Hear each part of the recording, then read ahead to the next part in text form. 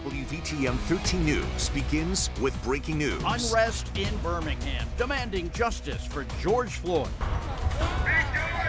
A peaceful protest turns violent. Protesters toppling, smashing into monuments at Lynn Park. Yeah, they're throwing rocks toward the police right now from where I can tell. Protesters turning to the streets of downtown. Riots, looting, buildings set on fire. Local media crews attacked. Police reporting shots fired. Our crews close by. There's gunshots. The police are ducking down. They're ducking down. There's gunshots. See the police? See how they're ducking down? And good morning. Thanks for waking up with us today. I'm Carla Wade. And I am Rick Carly. We hope you are well at this hour. What a tumultuous night in downtown Birmingham, Alabama. Violent protests, looting for hours. And this morning we have team coverage of everything that happened. Sarah Killian is in Lynn Park, where protesters damaged the Confederate monument. Let's start with John Papke, though. He is downtown as well, where the protests really picked up about 11 o'clock last night. Damages, boy, you're in the middle of it this morning, John. Yeah, let me tell you, Rick, a lot of businesses and office buildings along 3rd Avenue North have received a lot of damage overnight. Around 11 o'clock, like you mentioned, the McWayne Science Center, I'm on 3rd Avenue, across the street from me, McWayne Science Center, the Alabama Theater had some glass doors broken, and where I am now, this is actually the Wheelhouse Salon. The front facade was shattered.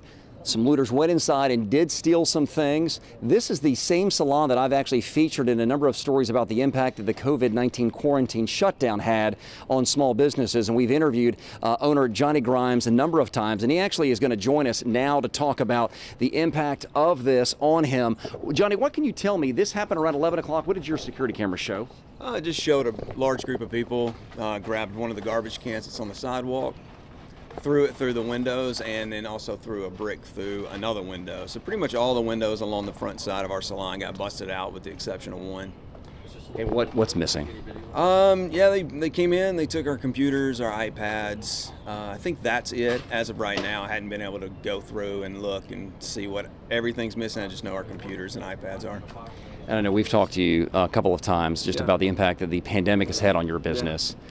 How hard is this on top of that? Yeah, I mean, it's extremely difficult. We were shut down for 2 months because of COVID-19, and then we've been open just for a week and a half, 2 weeks, and now this happens. And so yeah, I mean, it's very difficult. And I guess, you have a message for those that feel that this is necessary to get their point across? Yeah, I mean, I can understand the outrage. I can understand the frustration. Something absolutely has to change in our society, and we as a society need to come together and have a national conversation about what's happening. And I can relate, I can understand, I sympathize with them. However, looting and rioting is not going to solve anything. But you are insured, so you'll... Yeah, I mean, we're insured, so these things can be replaced. Thankfully, nobody was harmed, and but yeah, I mean, these things can be replaced, windows can be replaced, but yeah, I'm just thankful nobody got hurt. Yeah. Johnny Grimes, the owner of the Wheelhouse Salon, thank you for your time. Yeah, we'll talk a little bit later on. Thank you again. All right, that was Johnny Grimes, the owner of the Wheelhouse Salon. And again, just one example of the damage here in downtown Birmingham. Like we've mentioned, the Alabama Power Building was hit. There's a lot of graffiti sprayed on the side of that building. The California Fashion Mall that we showed you a little bit earlier was torched. There's a number of other locations that we're going to show you a little bit later on in the show. But for now, we're live in downtown Birmingham. John Papke, WVTM 13. All right, thanks, John, and we will check back in with you. Our time right now is 5:02. Protesters in Lynn Park did some heavy damage to the Confederate monument there. They also took down the statue of Charles Lynn. We are protesting. We are not rallying. We are not demonstrating. We are protesting.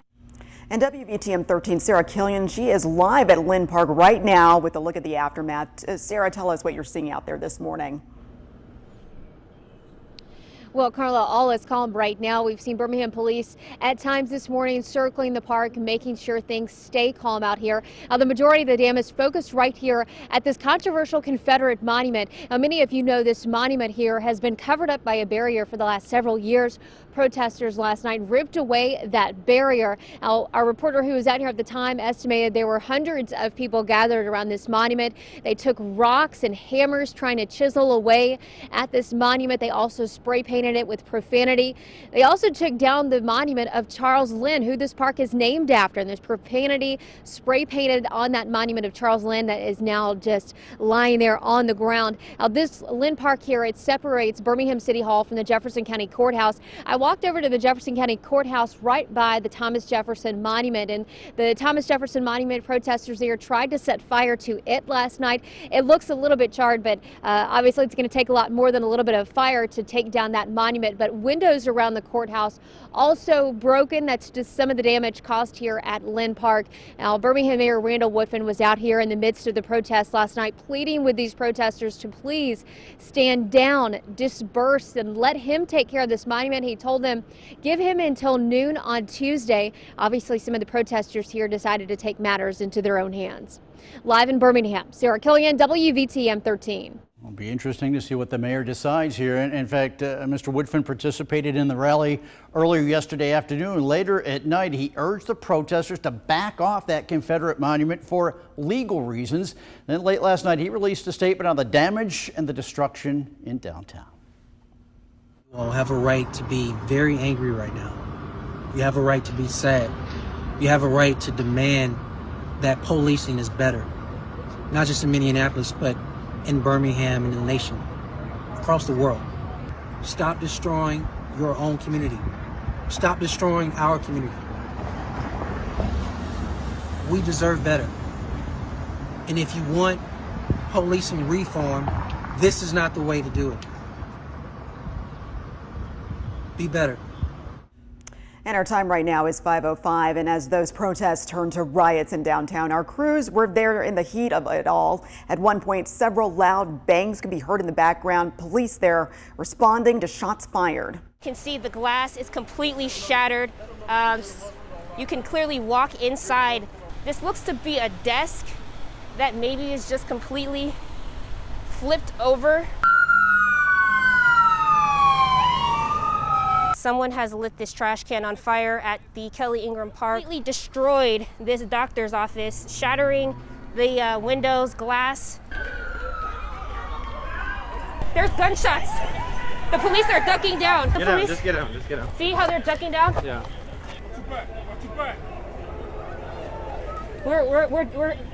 We ducked down, Cheryl. Some tense moments there, and the Birmingham City Council President William Parker now asking everyone in the city to wear black ribbons tomorrow to honor everyone who lost their lives unjustly. Now, in a statement, Parker says in part, "Together we are stronger, and together we can build the world that we want for our children." He adds, "We see you, we hear you, and the Birmingham City Council is with you." People also protested in other cities around our state, among them Montgomery and Mobile. And while it was peaceful, the protesters raised their voices to make sure that everyone heard them.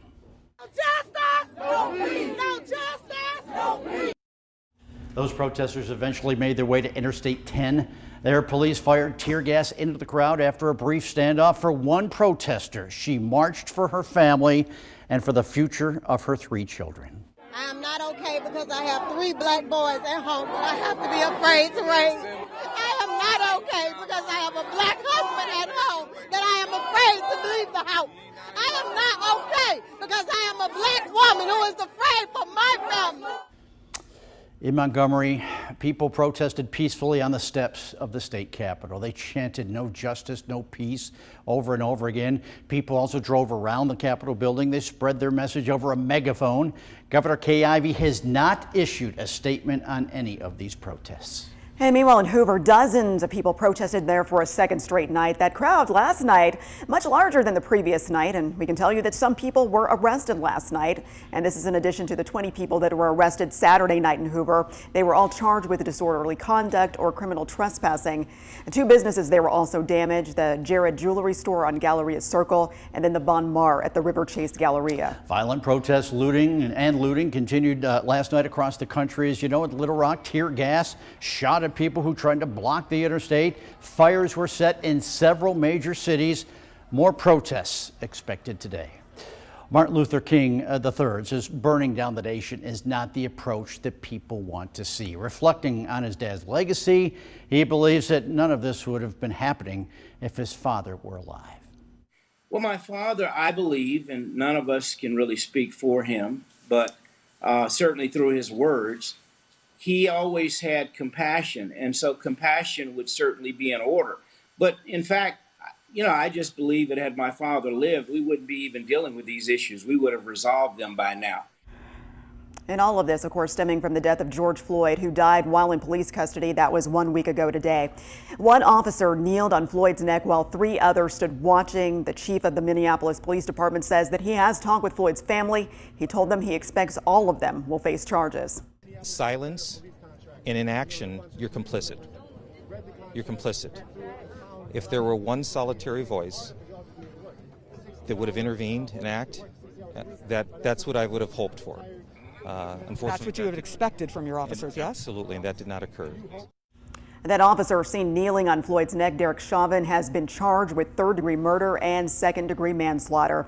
At this hour, he is the only person that's been charged. All 4 officers involved in that incident have been fired. And unfortunately, this morning, we've had to show you a lot of violence, a lot of looting, a lot of damage. But we want you to know that not all of these protests were negative. Not all of them were violent. That's right. We want you to look at what happened up in Camden, New Jersey.